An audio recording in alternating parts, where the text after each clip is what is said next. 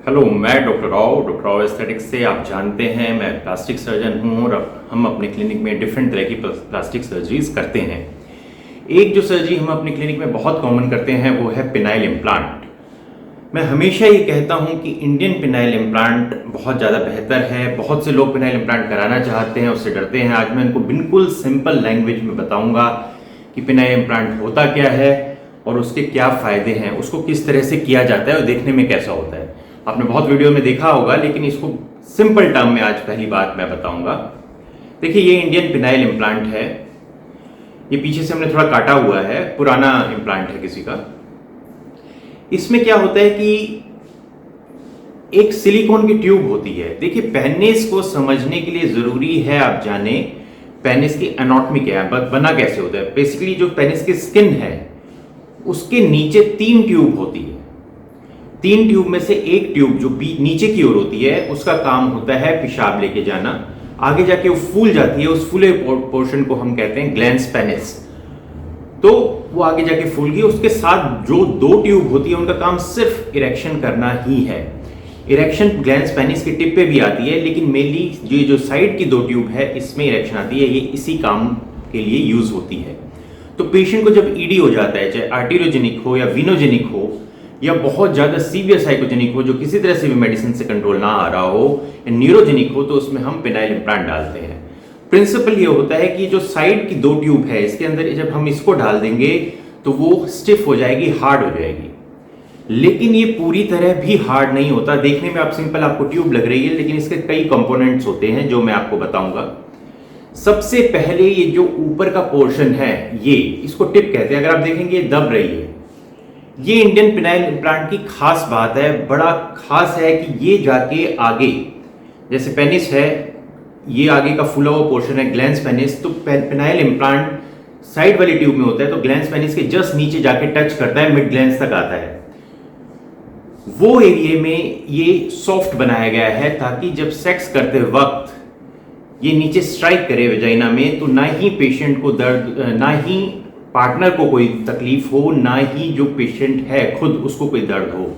ये इंजरी ना करे ग्लैंस पेनिस में, क्योंकि ये बार बार जब टच करेगा सेक्स करते वक्त तो आगे ग्लैंस पेनिस को कुरेद सकता है, जो कि इस इम्प्लांट की खास बात है। क्योंकि ये सॉफ्ट है और ये रिबाउंस हो जाता है, देखिए अंदर की ओर दब जाता है, तो ये पेन नहीं करता।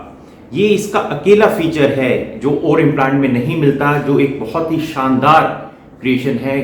ब्लंट है ये आगे से और साथ में सॉफ्ट भी है। उसके फौरन बाद आपने बहुत सुना होगा, अगर आप वीडियो देख रहे हैं, कि WH09, WH11, 13 और 15 का इम्प्लांट डालें। बहुत से पेशेंट कहते हैं जी हमें बड़े से बड़ा इम्प्लांट डालो, 15 का डालो, 13 का डालो। इम्प्लांट की लेंथ वो 15 सेंटीमीटर होता है, वो लेंथ 15 नहीं है।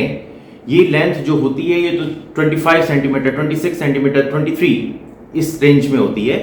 बेसिकली अगर आप देखेंगे तो ये जो पोर्शन है यहां तक, ये वाला जो पोर्शन है फ्रंट का, ये बहुत दबाने पे हार्ड है। इस हार्ड पोर्शन की लेंथ को या ये 9 सेंटीमीटर होगी या 11 होगी, 13 होगी या 15 होगी, डिपेंडिंग ऑन पेनिस की लेंथ कितनी है। अब ऐसा नहीं कि कोई पेशेंट डिमांड करेगा इनको लंबा इंप्लांट डाल दो तो आप उसको लंबा इंप्लांट डाल दोगे, ये गलत है। पिनाइल इम्प्लांट पेनिस की लेंथ को ध्यान में रख के बनाए गए होते हैं। जब पेशेंट आता है तो उसके पेनिस को स्ट्रेच करके देखना चाहिए, रेस्टिंग पोजीशन में ही खींच के ग्लैंस पेनिस से, और प्यूबिक बोन पे, मतलब उसके पेट पे स्केल रख के उसके टिप तक, ग्लैंस पेनिस की टिप तक, क्योंकि हम थोड़ा सा पिनाइल इम्प्लांट बड़ा डालना चाहते हैं क्योंकि वो थोड़ी सी कॉन्ट्रैक्शन हो जाती है थोड़े साल में। वहां तक नापो, जितना वो सेंटीमीटर है उतना ही सेंटीमीटर ये फ्रंट का हार्ड पोर्शन होगा। तो ये हार्ड इसलिए होता है कि ये सेक्स करने के लिए हार्ड होता है। बहुत ज्यादा हार्डनेस होती है पिनाइल इम्प्लांट से, ज्यादा हार्डनेस इंडियन पिनाइल इम्प्लांट से ज्यादा हार्डनेस किसी और इम्प्लांट में नहीं होती। ये मुड़ने में भी ऐसा नहीं है कि बिल्कुल नहीं मुड़ता, मुड़ सकता है लेकिन बहुत कम हार्ड होता है, और छूने पे बिल्कुल रॉक हार्ड लगता है। ऐसा तो नहीं कि, मतलब रॉक हार्ड तो नहीं कहना चाहिए क्योंकि सिलिकॉन है, रॉक हार्ड तो कोई पेनिस भी नहीं होता। एक तरह का फर्म इसकी टेक्सचर होता है। उसके नीचे ये जो यहाँ पे अगर आप नहीं देख पा रहे, ये एरिया है यहाँ पे ये आराम से मुड़ रहा है। उससे पहले मुड़ने में इसको दिक्कत है, लेकिन यहाँ पे ये आराम से मुड़ रहा है। ये है हिंज, इसको कहते हैं हिंज जॉइंट। हिंज जॉइंट मतलब जो चीज मुड़ सके। आमतौर पे हम जैसे कोहनी है इसको हिंज जॉइंट कहते हैं, ये पूरा ऐसे मुड़ जाती है, आप देख रहे हैं तो लगभग 180 डिग्री पे, पूरा 180 डिग्री तो नहीं लेकिन ये मूवमेंट होती है हिंज जॉइंट एक साइड पे, इसमें भी ये पूरा मुड़ जाता है, तो इसको हिंज कहते हैं, जॉइंट है एक तरह का। ये इसलिए दिया गया है कि सपोज ये पेनिस के अंदर गया ये पोर्शन, तो ये फ्रंट का हार्ड हो गया, लेकिन जो पेनिस का बेस है वो मुड़े, वो चारों तरफ मूवमेंट कर सके, इसलिए ये हिंज जॉइंट दिया जाता है इजीली। तो ये जो पोर्शन है ये पेनिस की रूट पे आना चाहिए। अगर आप बहुत लंबा इंप्लांट डाल देंगे तो उसको मुड़ने में दिक्कत होगी, अगर छोटा डालेंगे तो वो बीच में से थोड़ा नीचे की ओर मुड़ा हुआ दिखाई देगा। तो सही लेंथ का इंप्लांट डालना बहुत जरूरी है। तो आप समझिए कि ऊपर का पोर्शन सॉफ्ट, ये दोनों हम पेनिस की दोनों ट्यूब्स में डाल रहे हैं, बीच के पेशाब के रास्ते को नहीं छेड़ा जा रहा है, ये ग्लैंड्स पेनिस के नीचे जाके लगेगा, ये सॉफ्ट है, फिर हार्ड हो जाता है क्योंकि हमें ये सेक्स करने के लिए हार्ड चाहिए। फिर यहाँ पे एक जॉइंट है जो बहुत सॉफ्ट है उसके नीचे का, क्योंकि हमें मूवमेंट चाहिए।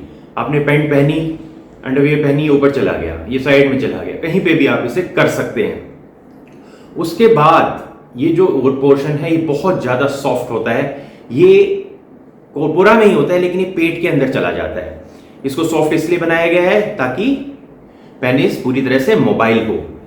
अब इसकी जो लेंथ है, कोरपोरा की पूरी लेंथ मेजर करके इसके पीछे ये अटैचेबल होते हैं, डिपेंड करता है। अगर मान लो इम्प्लांट ही हमने इसको काट भी सकते हो, जैसे ये काटा हुआ है पीछे से, अगर पूरा इम्प्लांट और आपको लगे कि कोरपोरा बड़ी लेंथ का है, आगे का पोर्शन हार्ड तो उतना ही है, मान लो 11 सेंटीमीटर है, लेकिन अंदर बहुत गया हुआ है, तो इसके पीछे अटैचमेंट होती है, एक ये है, इससे बड़ी अटैचमेंट भी होती है, ये लंबी वाली अटैचमेंट होती है, तो आप इसको अटैच करके लंबा कर सकते हो।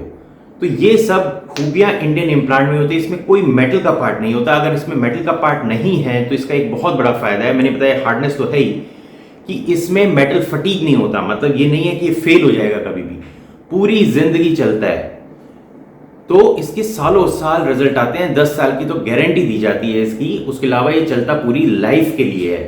सॉफ्ट है, एक बार बॉडी के अंदर जाने के बाद बहुत से लोग ये समझते हैं कि ये बॉडी के अंदर चला जाएगा तो हमें फील होता रहेगा, वो खड़ा होएगा। ये खड़ा कभी नहीं होगा जब आपने कपड़े पहने हुए हैं, तो ये कभी नहीं दिखेगा, मुड़ जाएगा। लेकिन जब आपने कपड़े नहीं पहने हुए, पेशाब कर रहे हैं, सेक्स कर रहे हैं, तब तो आपको खड़ा ही चाहिए, तभी ये सामने की ओर आएगा।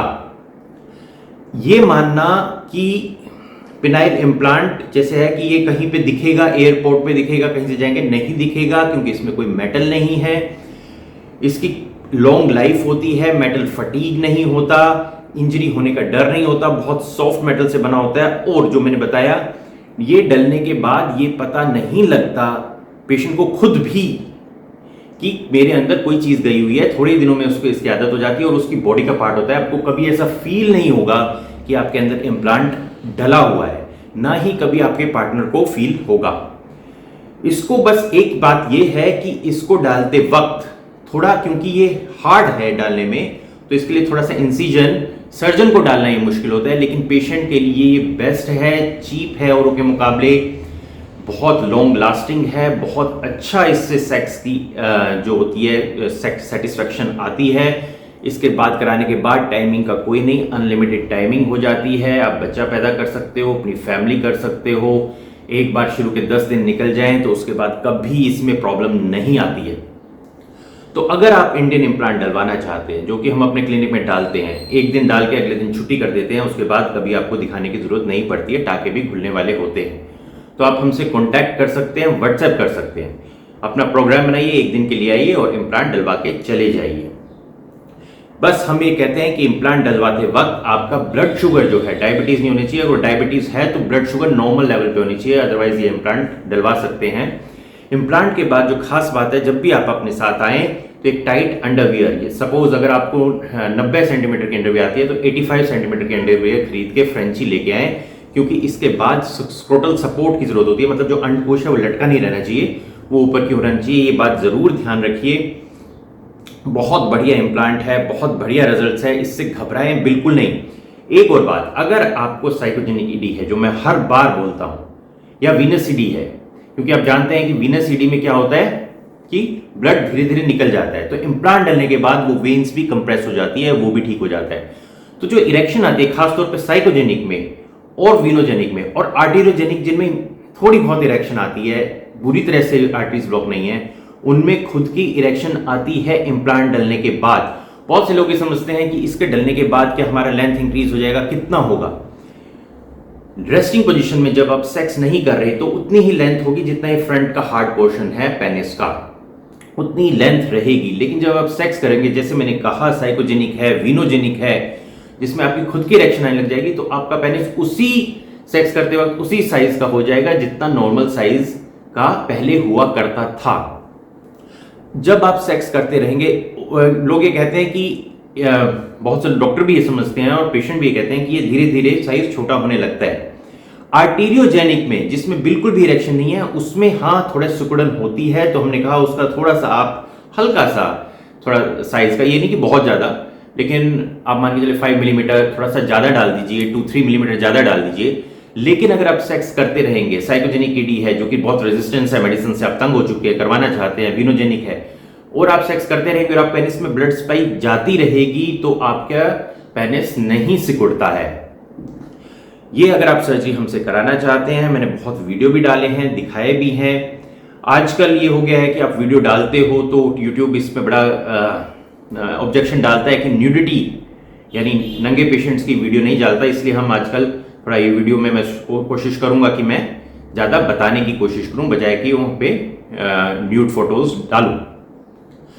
मैं अब लखनऊ में भी सर्जरी करता हूं, अगर आप जानना चाहते हैं। लखनऊ में भी मैं महीने में एक बार आता हूं। ये सर्जरी हम लखनऊ में भी कर सकते हैं, लेकिन आपको पहले इन्फॉर्म करना पड़ेगा, और लखनऊ में अगर आपके घर के आसपास है तो लखनऊ में भी आप सर्जरी करा के जा सकते हैं।